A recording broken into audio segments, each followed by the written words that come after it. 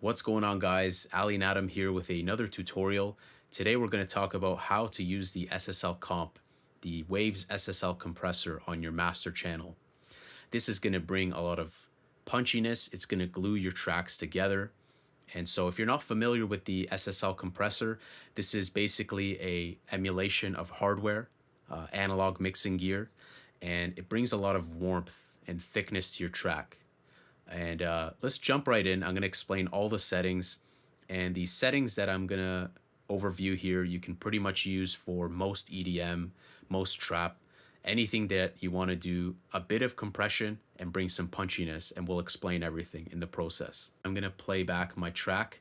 This is a big room track, and this song you'll see the SSL compressor in action. Let's go ahead and play it.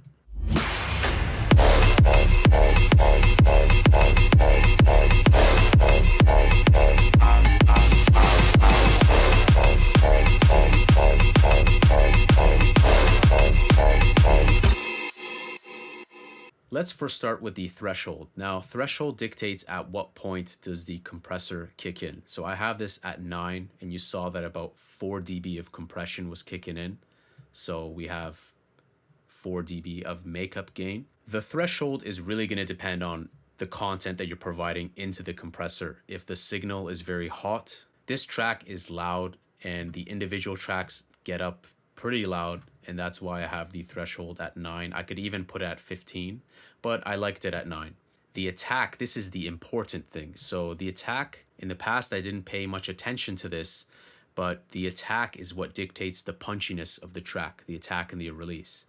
Now, fast attack, that's not going to be good, especially for EDM or something where you have punchy drums, because this dictates at what point does the compressor kick in, at what point does the compressor start compressing, and is it going to be 10 milliseconds, is it going to be 30 milliseconds? If you put something crazy like this, and let's just mute the project, you can see that we're doing above 8 dB compression. Now, not only is this going to be bad because 8 dB of compression on an already loud song is going to terminate the dynamic range. There's not going to be any dynamic range, let alone there wasn't much to begin with. You're terminated. It's EDM, right? But the thing is, you want to go with something like 10 milliseconds or 30. I really like 30 because it lets the punchiness kick in. 10 again is a bit more aggressive, but I like 30. 30 milliseconds combined with a fast release, 0.1 seconds, aka 100 milliseconds, is going to give you that punchiness and the responsiveness that you want out of the compressor. Because otherwise, if you put something very fast, you're just going to totally ruin those transients from punching through the mix. So set a high attack, set a very fast release. Now let's look at the ratio. Of course, if we crank up the ratio, it's going to be more noticeable as we crank up the threshold and make adjustments to our attack and release. But I like doing minimal compression on the master, because keep in mind, less is more in these situations. So a ratio of 2:1 is going to be brilliant. And these are my other favorite sections here, the in and out. So this is basically like a bypass. This will turn on and off the compressor. The analog adds basically like a noise floor. It adds like this little grit, little noise. You can monitor it in something like Voxengo Span or any monitoring tool if you want to see what it's doing to the signal flow. But when we think noise floor, adding noise, we think, oh, maybe that's bad. But experiment with it. It added a slight harmonic detail that I liked. It gave it this kind of like sheen, a little bit of air, a little bit of presence. So I really love experimenting with that and try it. So most cases it sounds better with the analog, but I can see someone turn this off if they have stacks and stacks of compressors.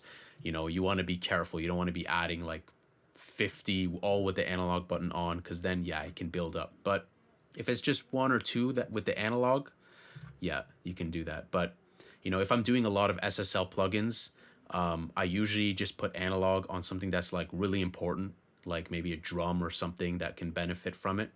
Again, there's no rules in music. There's no rules. So if you like everything with the analog on, go ahead and do it. This is I'm not using it, but it's basically a fade in or fade out. and you can dictate, how many seconds that takes. But I'm not using it. You don't need to use it. It's optional. So it's a very basic compressor, very simple to use. Just go ahead and keep those settings. An attack of 30 ms, a short release, ratio 2:1. Experiment. Again, you got to trust your ears over anything. These aren't hard concrete settings that I would always use, but for most EDM, you want that punchiness. Let's show you what it's like without SSL Comp. Let's do a comparison. So this is with it off.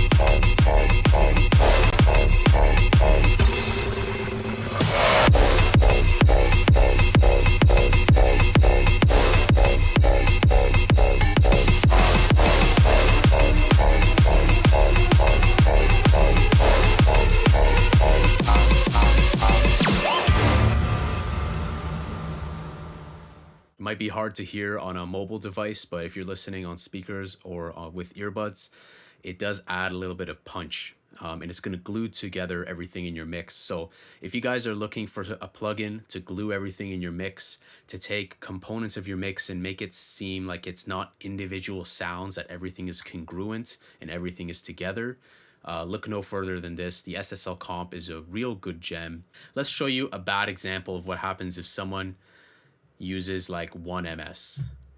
So let's see what happens here.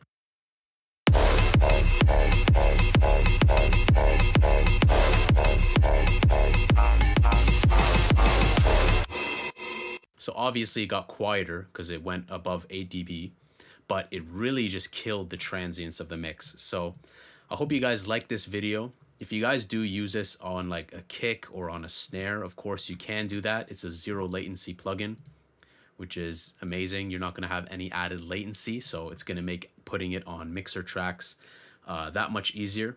I hope you guys like this video, and I hope you guys can incorporate this tip into your mixing, mastering, your productions. Basically, it's just great at gluing together your mix and bringing out some punchiness in your tracks, but don't overdo it, especially on individual mixer tracks.